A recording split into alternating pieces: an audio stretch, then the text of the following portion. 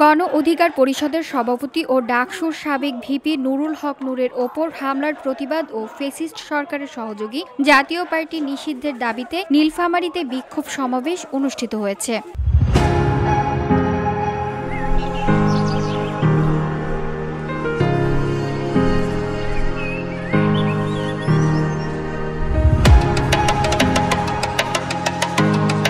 শনিবার দুপুরে জেলা শহরের চৌরাঙ্গি মোড়ে এই প্রতিবাদ সমাবেশের আয়োজন করে গণ অধিকার পরিষদের নীলফামারী জেলা শাখা। কর্মসূচিতে অংশ নেয় জাতীয় নাগরিক পার্টি নীলফামারীর নেতাকর্মীরা।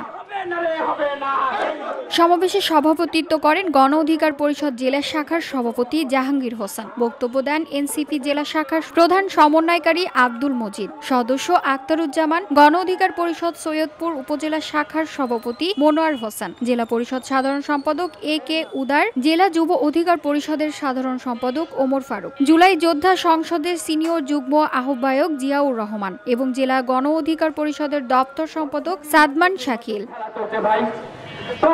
বক্তারা ২৯ আগস্ট রাতে ভিপি নূরের ওপর বর্বরোচিত হামলার ঘটনায় তীব্র নিন্দা জানান এবং অবিলম্বে জড়িতদের বিরুদ্ধে আইনি ব্যবস্থা গ্রহণের দাবি জানান। এছাড়া ফ্যাসিস্ট আওয়ামী লীগের দোসর জাতীয় পার্টি নিষিদ্ধ ও গোলাম মোস্তফা কাদেরকে গ্রেফতারের দাবি করেন। VOD Bangla news desk.